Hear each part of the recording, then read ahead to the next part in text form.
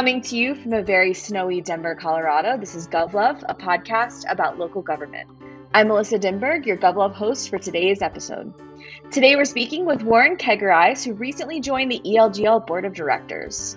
Warren's the Digital Engagement Manager for King County, Washington, where he leads efforts to connect the nation's 13th largest county with 2.2 million residents via social media and other digital tools. A former journalist, Warren first became interested in public service while working as a reporter covering local government in Washington State and Florida. Welcome to GovLove, and thanks for joining us. Thanks, Alyssa. It's great to be here. Yeah, super excited to have you. How's the weather over there? It is sunny and cold today, which is rare for November in Seattle, but I'll take it. Yeah, I feel like we've switched weathers. It's very cloudy and gray over here, which is very unusual for Colorado. We have definitely switched if that's the case. Well, I'm happy for you to have the sun for a little bit. I feel like you guys need it more than us. I will take it where I can get it. So let's get started with one of our signature lightning rounds. This is intended to get to know you a little bit better. My first question for you, what is your most controversial non-political opinion? Ooh, good question. I would say a hot dog is a sandwich. I actually have heard that one before. And I tend to agree. I actually agree. Do you think a taco is a sandwich as well? I do not. I think a taco is in its own category. Interesting. I don't know if I agree with that. Ooh, okay. I don't know. Okay. I don't know. I guess I feel like if it's got two of the same thing on the outside with something inside, it's a sandwich. Compelling argument. But then we get into the debate around like dumplings and pierogi. Like, what do you do then? Well, but then it's like not an open thing. Ah, You know what yes. I mean? That for me, Good that's the point. Good differentiate. point. Yes. Like a calzone is not a sandwich. No, a calzone is not a sandwich. You may have gotten me there. So like with a taco, it's open. It's like two pieces with the stuff in the middle. Right. But then, is a burrito a sandwich? Or does it fall into the same category as the calzone? I think a burrito is not a sandwich because the way that it is rolled. I agree. All right. Thank you for playing along. I appreciate it. Gladly.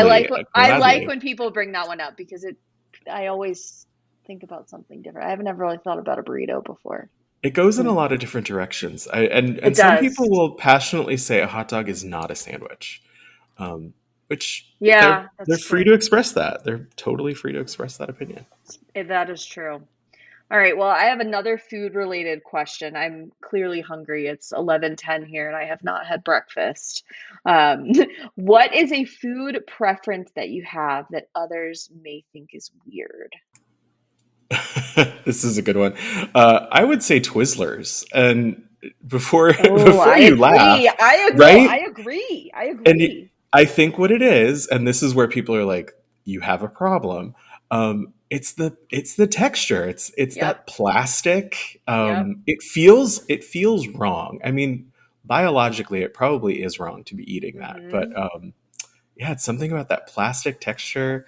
I think it goes back to when you're a kid and you have like scented candles or like things that smell really good, and you're like, yeah, you can't eat that. Twizzlers was like the Yeah. acceptable, like edible alternative, if that makes sense. So I haven't thought about the candle part of that conversation, but the texture for me is definitely why I like Twizzlers. 100%. Yes. Where do you fall Yeah. on red vines? Are you somebody who No, is also absolutely not. interesting? Absolutely not. Interesting. Ugh. Okay. No, I used to work. Oh no.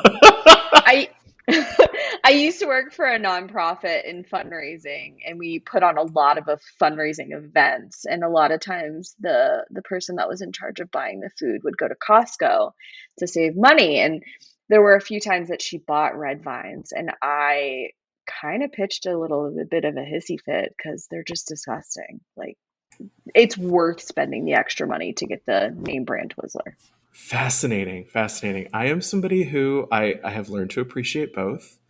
Um, Mm, but I think their merits are very different. And I think that is something that often, uh, I think we're trying to find the same things in both, but they're clearly like yeah, they're very different, very different. yeah, it's true. Okay, I have one more question about Twizzlers.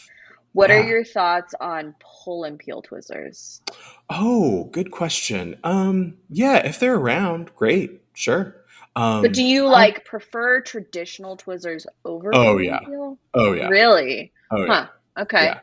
Because the pull and peel, sure, it's red licorice, bring it on. Um, but it's the wrong kind of plastic texture. Too It's soft. not too soft, too Hmm. soft, too similar to other products on the market. Interesting. Hmm. I like both. They have their place, Okay, but I think if I had to choose between the two, I probably would go with pull and peel. I think the flavor tastes better. interesting. I would say Yeah. yes. I would agree that the flavor is a little more. I'm going to use this word generously. I would say the flavor is a little more natural with the pull and peel. Oh gosh. This is taking a different direction than I was I am here anticipating. for it. Here I'm for it. 100% here for it. All right. Well, I have one more question, and it is again a food related question. If you were a vegetable, what would you be and why? Ooh, I would say broccoli, and here's why. I think broccoli is something that for a long time was something that people had convinced themselves they were not really sure about. Maybe they didn't like it, and then probably within the last 10 years, people have realized like, oh, you can do a lot with this. You can roast it. Mm-hmm. You can pair it with things. You can pair it with Yeah. parmesan. You can pair it with bacon. It's like, oh yeah, broccoli. So I would say broccoli because in the right circumstances, you can really learn to enjoy broccoli. It's true. I like broccoli. Do you like raw broccoli or do you only like it cooked? Good question. I will tell you, I am one of those people who does not mind raw broccoli. I will not seek it out, but Mm-hmm. if it's there, if it's on, if it's on a tray and if there's dip, like sure, let's do Yeah. this. Let's dive in. It's a fun texture. Yeah, I'm a texture person. yes, yes. It Yeah, is an interesting texture. it And it's is. a totally different texture when cooked. Um, 100%. Yeah. Yep, I agree. Interesting. Well, thank you for playing along. I appreciate it. That was fun. Anytime. All right. So let's talk more about your work. I'm also really interested to hear why you wanted to be on the board of directors for ELGL. But before we start talking about that, you were on GovLove at the beginning of the pandemic to talk about communications and your county's response to COVID. So what have you been up to since then? Give us an update. It probably feels like it's been years, but also a week ago. Yes, that's a really accurate assessment, Alyssa. It's been 2.5 years, but also last week. When as you were asking the question, I was thinking, well, what has happened since then? And my brain immediately went, well, about 5 or 6 variants. Um, and right, I Yep. mean, a lot of variants. It's been an interesting time. Understatement of the day. We immediately shifted to remote work. So when we spoke previously, when I was previously on the podcast, it was just the very beginning of remote work. None of us knew, hey, when we'll go back. This will just be a blip. Well, now a lot of us have transitioned to permanent remote work, so Hmm. have definitely been navigating that. It's an interesting experience. It's some positives, some things I don't love as much, but overall a good thing. And just sort of helping um, our folks at King County, my colleagues, helping them sort of navigate a reality where we, for a long time, weren't doing any sort of in person communications or engagement. And now, as we're sort of readjusting to this post pandemic reality, sort of how we get back into it, but also how we find that balance between the digital world we've been living in for the last 2.5 years and, you know, in-person engagement, how can those things complement one another, and what have we learned, what have we left behind that we don't want to bring back, and what should we be doing differently now. So yeah, I think I've really tried to just sort of absorb a lot in the last 2.5 years, and take that into my work moving forward. Are you one of those people that moved to full-time remote? I am, yeah. So I am speaking to you today at my desk in my living room. Yeah. So a lot of Nice. us have transitioned to full time remote, and occasionally, we'll have an on site meeting, or there'll be some sort of in person engagement where we have to show up. But yep, it's full time remote. Yeah. What's been the biggest challenge for you working full-time remote? And I am asking you as somebody who is also full-time remote. The position that I was in when the pandemic hit, I am no longer in, and I have had two positions since then that have both only been remote, not did not have options to be in person. So I'm curious what the biggest challenge for you has been. Wow, I at some point would love to talk to you about transitioning Yeah. roles in the middle of remote work, in the middle of Oh pandemic. yeah, it was fun. Whew. For me, I would say the challenge is knowing when to sort of start and stop the workday. So I'm somebody who was very much in a routine. I would get up, I would get ready, I'd walk to the train, and then walk to my office. Do what needs to be done, and then do it in reverse. Now it's like, oh, I'm awake. I'll open up my laptop. I'll see what came in, after I signed out yesterday. So it's a much more abrupt start to the day, and then at the end of the day, if I'm in a groove and I'm working on something, or if there's just something I really want to get done, um, it's a lot easier to ignore that clock, because there's nobody around you packing up, walking to the bus, walking to the train, walking home, going to the parking garage. There's no sense of being the only one in the office anymore. So that sort of mental timer, those cues that you had to end the day, they're gone when you work at home alone. So I think for me, that's been the toughest thing to navigate, is figuring out when to start and stop, and making sure that work life balance stays balanced. Yeah, I definitely feel that. I am absolutely not a morning person. I am as far from a morning person as you probably can get. And I will not wake up early unless I'm forced to. And so when I was going into the office, it was really nice. I was commuting by bus. I was living about 45 minutes from where I was working. And so it was really nice to be forced to wake up early and have about an hour and a half, 2 hours to wake up and get my brain going and start my day. But now I don't have that forcing me, and I probably should figure out a way to get myself up earlier to wake up before the day starts. But I definitely feel both of those things. Yeah, it is interesting, those little routines that we had before, that we took for granted, that we didn't really see as something that was anything more than a chore. And now, having Yeah. been out of that game for a while now, it's like, oh yeah, there was a lot of value in that. I Yeah. was having some time to ramp up or ramp down, listen to a podcast, listen to the news. Um, Yep. so yeah, Absolutely. it's been an interesting transition in that respect. Yeah. So how did you get into local government? And I'm also curious what you love most about local government. Ah, okay. So these are pretty interrelated. So thank you for setting it up that way. I got into local government. It'll be 10 years in February. Now that I think about this, so it'll be ten Wow, that's years in awesome. 2013. Yep.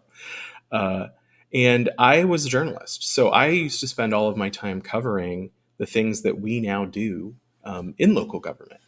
So spent a lot of time over the years at planning meetings and city council meetings and county commission meetings and county council meetings, a lot of that type of content. And I think what drew me to coming to the other side was the idea that as a journalist, you have a huge responsibility to your community, and to the people that you're serving, but you're limited in what you can do to affect change. And that is 100% appropriate, right? Journalists are able to influence, they're able to inform, but there is a limit on what you're able to do while staying objective and while staying, as neutral as you can, as a human being can in that role. So for me, being able to come over to the other side, as it were, and actually start working on the things that I used to write about was really appealing. The idea of working at the local level to affect change for the better. Um, and I think to your question about what do you love, it's still the same thing that I loved about journalism. It's being able to tell the stories of the people and places and things that we value in our communities. Um, it is so important to be able to uh, let your residents know, let your taxpayers know, let your other constituents, your other customers know what your organization is doing, how it benefits them, why a decision was made. And a lot of that is the same thing that I was doing in journalism. It's being that person who's able to inform and educate and occasionally maybe even entertain. So that's kind of my journey into local government. Went from being the person who was covering the city council meeting to the person who was helping to get staff and council ready for the council meeting. I love that answer. I was actually having a conversation with one of my new coworkers yesterday. She was working for a Center for Mental Health prior to coming onto my team, and she's now one of the recovery officers on our team, working with our behavioral health administration. And so she had that same realization yesterday. She said, I used to be the one applying for these grants and utilizing these grants to serve residents, and now I'm the one administering grants, and it's meeting both of my needs, but really fascinating to see both sides of the coin. Absolutely. And I think for me, having been a journalist, for so long, you will see things and you will try to ask the question, 10 different ways, and you'll try to uncover everything you can through, public records and background interviews. But there is so much that you just can't understand as an outsider that you're Mm-hmm. able to understand as an insider. And I think one of the big differences for me was just the sheer amount of information and influence that go into making a decision, even a small Absolutely. decision. And I think that's been a big eye opener. Yeah, yeah, absolutely. And as somebody that is responsible for communicating with residents, I would imagine that it's one of the tasks that you work on. I mean, I think it's really easy for residents to sit on the opposite side and complain about things that aren't being done or not done to the level that they would like for them to be done, but they don't know what's happening on the inside and what the day-to-day looks like. Absolutely, and I do have a lot of empathy for my Hmm. neighbors, essentially, because I think one of the challenges in government, particularly in local government, is that the way that we communicate can be a little stilted, and Yep. it can be risk averse, and it can be kind of a way to CYA, as it were. The other thing that I often empathize with as a resident, as a citizen, is that occasionally I do see government agencies treat real deep-seated issues as messaging problems. And as Absolutely. as a public communicator, I take some issue with that because we can't message our way out of everything. Sometimes it is a problem that has many different potential solutions and has, you know, decades of um, challenges, in some cases mismanagement wrapped up in it, and you can't just wave your magic wand and solve that through messaging. So I do empathize with those of us who live in the communities that we serve or pay close attention to the communities that we serve if we live elsewhere. Absolutely. What is one thing you think our listeners should know about King County? What makes it unique? Ooh, I And it can truly be one more of my than one thing. I was going to ask if I could have more than one. So this is Absolutely. truly one of my favorite questions, and for folks that have ever met me at a conference or saw me speak, I have some fun facts, and I'm happy to share them. So I think my favorite is King County is twice the size of the state of Rhode Island in terms of land Wow. area. So we cover a landmass that goes from the Salish Sea, Puget Sound, to the Cascade Crest. So a lot of territory. And I think one of the other things that I like people to know is that we have 39 cities. So most folks know Seattle. 39? 39. Yes, we have 39 Wow. cities in I King did not know County, that. twice the That's size of Rhode crazy. Island, 39 cities. Wow. Yeah. So, I think I'm a geography nerd on some level and have been since I was a kid. So facts like that, I love sharing them with the world. I know that's super corny, but yeah, that's something I wish everybody would know about King County. No, thank you for sharing. I did not know either of those. That's pretty incredible. Pretty Thank amazing. you. Yeah. Yeah. So let's talk a little bit about communications. Why do you think communications is important for local governments? Yeah, I think as the sort of the layer of government that's closest to the people, um, we have a real responsibility to, I think, one, show our worth, but two, show what we're doing. I think we are the folks who are most responsible for your day to day quality of life, right? We are the government agencies that you're interacting with most frequently, whether you realize it or not. So I think being able to communicate that effectively to help people understand, who we are, what we do, what we don't do, is really important. I also think that, and this comes from, my years in journalism. I think there is this tendency to, as a journalist for the media, to want to cover, national issues, state issues, and I get that because having been on that side, it's so exciting when you, even as a local reporter, get that ability, get that access to be able to cover, a visit by a national dignitary or a national leader, national figure. So there's a lot of power and interest in that type of journalism. But I think what gets lost in the way that we cover government, is that local government is where a lot of those decisions are being made. That's the level that people can influence. That's the level that people um, can see tangibly in their day to day lives. And for me, it's just important to be able to educate folks about what's happening at the local level. It's I think for me, it's been heartening to see people. Um, understand that you do have a lot of ability to make changes at the local level, changes for the better. Um, and I think communications plays a huge role in that because people need to know what's available to them and where they sort of can plug in and get involved. Thank you for that. Can you tell me a little bit about what a typical day looks like as a digital engagement manager? Oh, yeah. I'm struggling to remember if I do have a typical day. I feel like I do.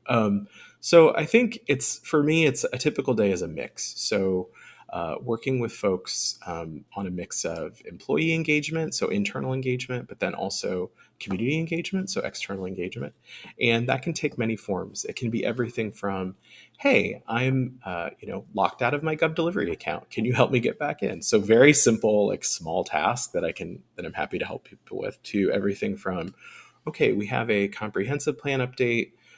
We have these benchmarks of folks in King County that we want to reach. How can we do that? What tools do we have available, and what can we do with this type of budget? So for me, a typical day is it's a nice mix of different types of engagement, different types of projects, and what I really enjoy about the role is being able to work with folks who might not be communicators, who might be from a different department, who have totally different areas of expertise, and being able to work with them and sort of sketch out a strategy of okay, who do you need to reach, why do you need to reach them, and what do you need them to do. And then one of the things that I think surprises a lot of folks in these conversations is that I will always ask them, what is the option for them to engage in a way that is not through digital media? Folks are like, whoa, what do you mean? You're the digital engagement manager. And it's like, yes, that's my job and that's my primary responsibility. But we have to be mindful of the fact that not everybody feels comfortable with technology. Not everybody has access to an internet enabled device or Wi Fi. So, really being able to take that conversation around digital engagement and getting folks thinking about engagement more broadly and how we can really, connect with everyone that we need to reach in a community. I think the other thing about my role that I enjoy is that it allows me to connect with, folks at other agencies, both locally and regionally and around the country. One of the things that I really enjoy about doing this type of work is that we have, through ELGL and other organizations, we have a pretty tight knit group of folks who do communications and digital engagement, and it's always nice to be able to sort of go to that group of experts, that brain trust, and say, hey, what has worked for you? What hasn't worked? Why would you do this? Why wouldn't you do this? And then take that back to your organization and be able to provide some really good data and some helpful anecdotes from folks who've been there before and understand the challenges that you're facing. How do you feel being a reporter has prepared you for this role? I think about this one a lot. Do you? I do. I I would do. imagine that it's helped a lot. I really do feel that working in journalism, specifically local journalism, and then making a transition to government, and in my case, local government, it's really instructive because you get a sense of what types of questions to ask. I think this all the time. You know, why are we doing this? What's the motivation? Is there history here that we should be aware of? Essentially, where are there potential landmines that we could step on? So being able to ask questions, just having that mentality of, who, what, where, when, why, and how. I think another thing that I picked up in journalism that I really try to bring into this role is the average person is is really busy and they're living their lives and they've got a million things to do. And as government, we can't expect them to drop everything and understand why we've made a decision or understand why we're asking them for feedback. We need to be respectful of their time. We need to be respectful of their preferences. And I really try to bring that into conversations as well. One of the things that folks have heard me talk about before is I'm not a fan of public meetings as we've traditionally held them, held them, whatever word you want to use. And I think a lot of that comes from my experience as a journalist. Having sat in probably hundreds of hours of public meetings over the years, they do serve an important role. I understand that. But I think in our current, in our current society, in the way that folks' time is so demanded by so many different things, we need to be mindful of the fact that, we're not necessarily at the top of folks' priority list. And I think having spent some time in journalism and understanding how people consume information about local government and having, put together some of that information as a journalist, it's really important to understand your audience. I think that's a really good point that people are busy and they have a lot going on. And it's easy when you are living and breathing the information to forget that this isn't what everyone is thinking and breathing as well. 100%. I do think that we can get a little bit of tunnel vision, Yep. especially if something is, contentious or has a lot of moving parts, or, it took a lot of time to reach a particular decision. It's important to remember that just because we've been following it from A to B to C to D doesn't mean the whole world has. And it's our Exactly. job as public communicators to be able to articulate why we've done it a certain way and where you can plug in and what your level of influence can be. Yeah, absolutely. Do you have a favorite communication story? I do in fact. So before I worked at King County, I worked for the city of Issaquah, which is about 15 miles outside of Seattle. And while I was there, we launched a tourism campaign that was managed by the city. We called it Legendary Issaquah. And part of that campaign meant that we needed to get a Sasquatch suit because Sasquatch was the star of this tourism campaign. And we were a small team. And when it came time to start to shoot the tourism spots, we were doing a series of videos. We didn't have budget to hire actors, so I had to be Sasquatch in a few of these scenes. Now, the caveat here, and the reason that this is kind of my favorite story, is I'm not tall enough to play the standing Sasquatch. So I'm 5'10". So my colleague, who is easily 6'2". He was, standing, walking Sasquatch. But if they needed a sitting Sasquatch, it was me. So if you come across these tourism spots, um, Sasquatch at a fine dining restaurant, Sasquatch on a night at the theater, that's me. That's me, the seated Sasquatch. That's really funny. I love that. That's a really good story. As a communicator, you will get thrown into so many different roles, and you just have to be flexible. Be Yeah, adaptable, roll with it. yeah, absolutely. I feel like that could be said for every aspect of local government. I would agree. I would You agree. never know what's coming. You just have to be Right. flexible and roll with it. I mean, from a day-to-day operation standpoint to a working with elected leadership, you just never know what's coming, and you absolutely have to be able to be flexible and roll with the punches and um, adapt to change rapidly. Could not agree more. And I think the last 2.5 years have been a reminder of that, especially for those of us in local government. For sure. Yeah. What are three things you wish all local government employees did from a communications perspective? Oh, yeah. I would say, let's see. So, number one, involve your communicator, your PIO, your communications team, involve them early. If you know you're going to have to share information about something with the public, if you know that you're going to have to do some sort of outreach or engagement or host a meeting, whether that's virtual or in person, involve your communications team early. Um, Number one, it's a courtesy because they will probably be involved in this process at some point.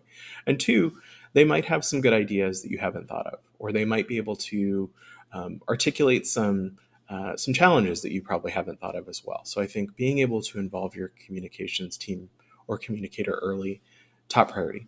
I would love it if every government employee were doing that. I think the second one that I would really just press upon folks, and again, this comes from my background in journalism, is don't be afraid to ask questions. Um, you know, just because, you know, we have to do, let's say, okay, we have to do this noticing according to state law or according to city code. Great. Totally understand that. We will do that. We will meet the letter of the law. But don't be afraid to ask, what can be done to make this better? What can be done to reach more people? Is this the best way to reach the folks that are going to be affected by it? So I think, don't not being afraid to ask questions about why we're doing something and what could change to potentially make it better. I think the third thing, and this one is very much, this is going to sound self-serving, but I think in the end, the organization and the community at large do benefit. But I have worked with so many folks over the years who were not communicators, but really found that they enjoyed taking photos and video, and then essentially like turning that over to the communications team to be able to share that out into the world through social media, through website, blog, whatever medium you happen to be using. And if there were something that I could ask everyone to do, within the boundaries of their role as time permits, don't be afraid to be a visual content creator. If you see something interesting, or if you're just doing your job out in the field, take a photo, take a video. Somebody will find it interesting, and your communications team or the communicator assigned to your department or your organization will be grateful because we're always trying to sort of feed that beast that is content creation. Those are great recommendations. Absolutely great. Thank you. Thank you.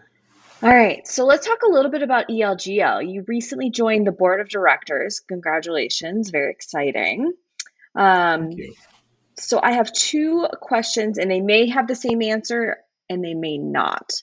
When did you first learn about ELGL, or how did you first learn about ELGL, and what was your first ELGL event? Oh, let's see. So I think I probably learned about ELGL. I'm going to conservatively say 2014. And I don't remember exactly how I learned about ELGL, but I have a feeling Twitter was involved. And Probably. it was Yeah. probably something with a GIF. Um, but I remember thinking, this is something for essentially this is something for people like me. Um, I think at the time it was still sort of positioned as an organization that was meant for sort of up and comers in the local government space. And as somebody who had recently joined local government, I was really interested in that. Was really excited about the idea of meeting like-minded people who were maybe at a similar point in their lives and also had the same interest in public service, but also more broadly community engagement, making communities more livable, better places. And yeah, I wish I could remember the exact sort of spark that brought me to ELGL, but I do have a strong feeling that it was social media related. And sorry, what was the second part of the Your question? second question is, what was your first ELGL event? Oh, this I do remember. So it was in, I want to say 2014 or 2015, and it was a co-presentation with Kent Wyatt, and we went to the Association of Washington Cities annual conference in Wenatchee, and we talked about. I think we talked specifically about Twitter. I know it was social media related, but I think it might have just been uh, dialed into Twitter. And it was a That's room full amazing. of yeah, it was a lot of fun, and it was still at that point where local government wasn't really sure about social media. Mm-hmm. Um, like, is this something we want to invest in? Like, does this diminish our credibility somehow by being on these platforms? And I remember this room full of elected officials and city managers, and they had some really tough questions, which I appreciated. And it was a good it was a good reminder to me that I was fortunate to be in a community working in an organization that really valued communications, that had really decided to go all in on social media at a time when it was still not fully embraced. So that was a good learning experience for me, and I have a lot of good memories of that, and feel like I learned a lot too. I was there to present and share my knowledge, but definitely left with some good experience. So you're one of the older OG ELGL supporters. And by older, I mean more longer ELGL supporters, not age. Um, you, so it's been about 8 years. I'm curious why now in 2022 you were interested in being on the ELGL board. I would say older, probably in probably in life terms as well. For all But of our listeners, we are sitting in different states. We do not have our videos on, so my comment was not age based whatsoever. Warren and I have never met in person. I have no idea how old he is. I am 38, almost 39. Okay, you're not old. Not old, not old. Some days I feel old. I will Same, admit that. Yeah, same. yeah. Um, but why now? Why LGL now? Well, here's where I'll start.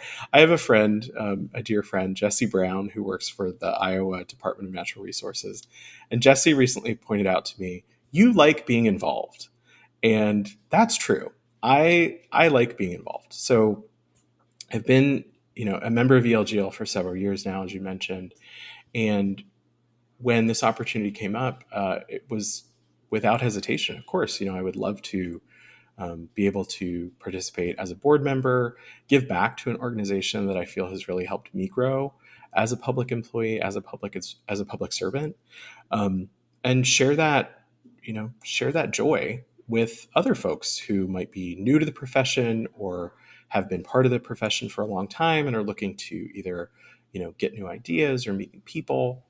I also think that we're at an exciting moment in ELGL's history, and we're looking at sort of what comes next. And for me, being able to help influence that decision and what this organization will grow into, and hopefully thrive far into the future, that was something that really drew me to it. Something else that I'll add, as far as what was appealing about being on the board, are the folks that I get to serve alongside. And it is such an incredible group of folks because we all have different backgrounds, we all have different experiences, but there's a passion for this organization and there's a passion for public service. And one thing that has changed for me since, transitioning to remote work is that, I'm not seeing my colleagues on a regular basis in person.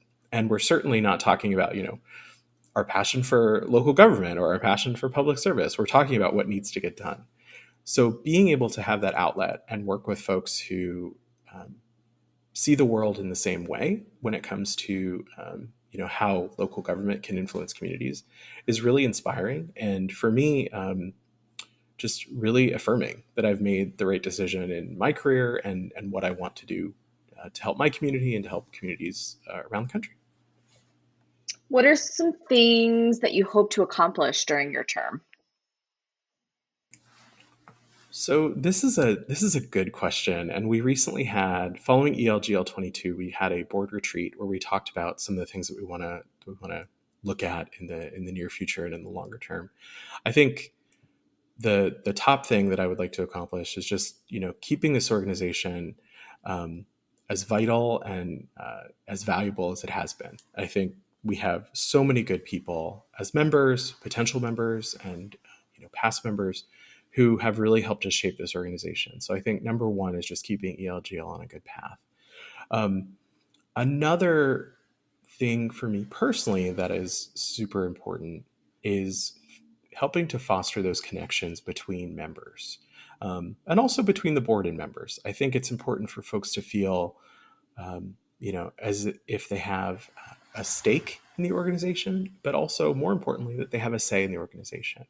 So being able to foster that relationship between the people who have decided they want to be part of ELGL.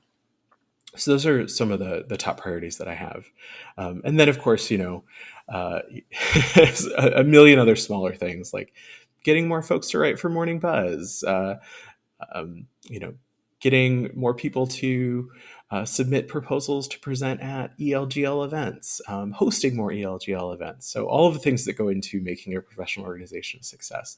But yeah, That's great. I think I have one more question for you.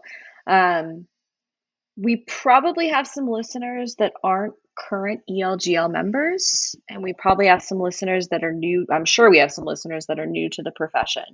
What would you say to them about the importance of getting involved with organizations like ELGL?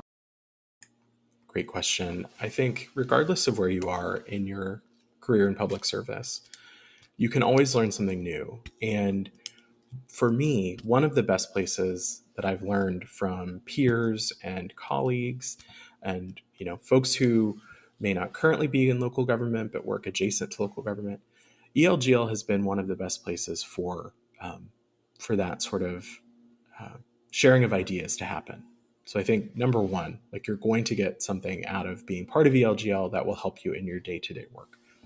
Secondly, and I think this is incredibly important, especially for those of us who have transitioned to remote work, is ELGL helps you to feel like you're part of a community. It is part of a community, right? You as a member are, one of thousands of people who are, helping to improve public service for, citizens, residents, constituents throughout the United States and around the world in some cases.